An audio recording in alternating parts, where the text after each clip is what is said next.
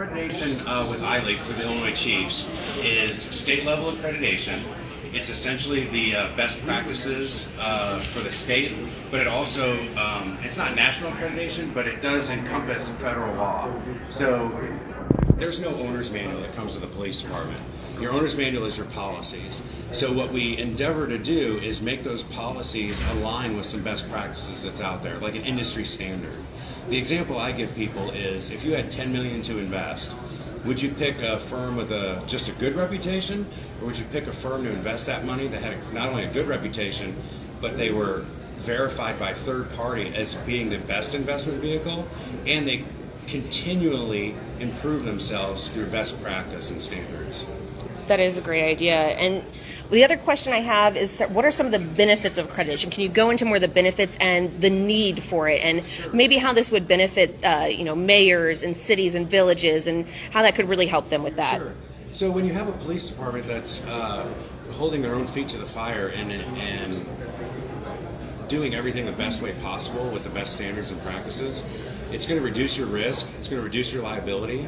Accreditation also forces you to comply and supervise your people to make sure. It's just one thing to have your policy say A, B, and C. It's another thing to actually follow that policy, and so that becomes hugely important. When you're trying to reduce your failure to supervise or your failure to train lawsuits, which can be pretty cashy. This is a tool to help eliminate that. That's great. And then PowerDMS, I see you've got a little sign there that says, ask us how to get power standards for free. Right. Tell me some more information about how to do that. So just like Jeff was talking about the importance of accreditation and what that does with our communities, currently there's a COPS grant through the Department of Justice. They've actually recognized how important accreditation is for police departments across the United States, and not only building professionalism, but helping build that community trust in our communities. And as we all know, that's a huge challenge for police departments right now. And so the DOJ has created a grant opportunity and has awarded different people grant funds to help them with accreditation. And Jeff and ILEAP applied for that grant, and they have some of those grant funds that can actually cover your power standards tool to help you with accreditation.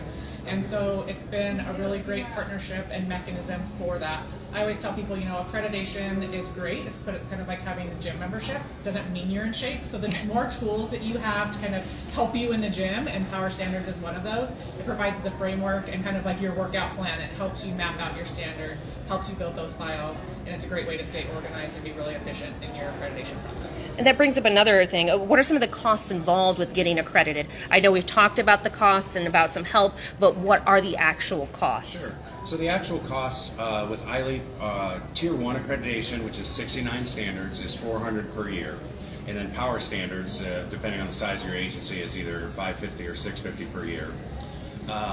Tier 2 ILEAP accreditation is 180 standards, and that's $800 a year. So for about $1,500 a year, your agency can get accredited. And then costs beyond that, there's some ancillary costs with hosting an assessment, having the assessor stay in a hotel, a few meals, but that's only a reoccurring cost every 4 years. So it is the most cost-effective accreditation platform out there. Describe the administrative footprint, or I guess the real work that's involved. I know we touched on it about not having to do with the files and the big boxes and things like that, but what's some of the other real work involved with getting this? Sure.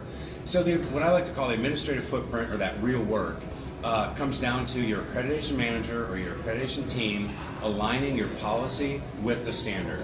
An example of that could be, let's say your policy says you do warning shots as a matter of practice. The standard would say that they're strongly prohibited or strictly prohibited.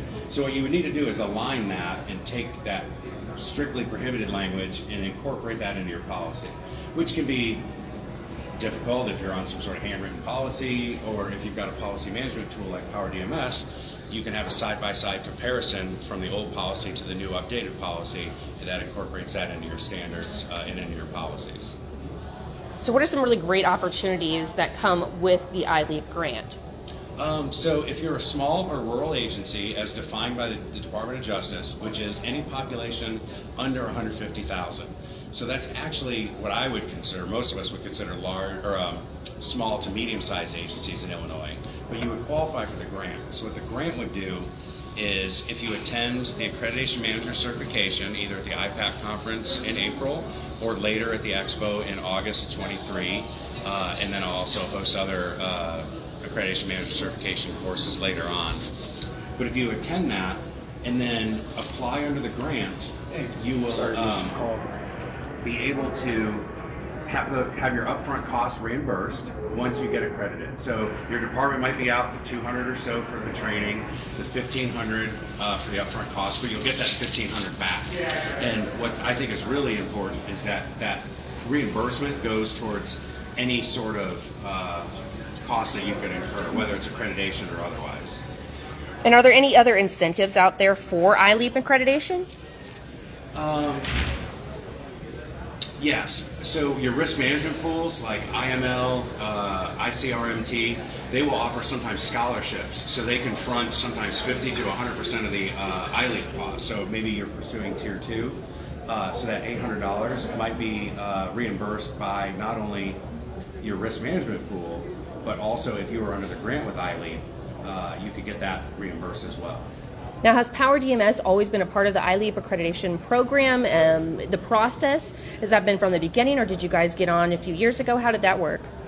Sure. So a few years ago, we entered into a partnership when we were eliminating paper files, and PowerDMS was chosen as the sole exclusive software provider. Because what we don't want is 10 different platforms, 10 different assessments. We want to streamline it, make it easy for assessors, easy for ILEAP, easy for the departments using the software. And PowerDMS was by far the most accurate and really simple software to use.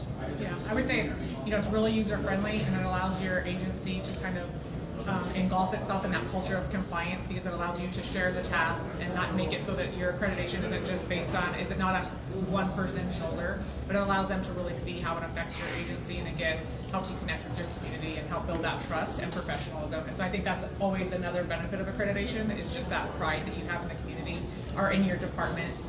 And with your community to say, you know what, we are dedicated to those best practices, and we're all working towards doing the best that we can do every day.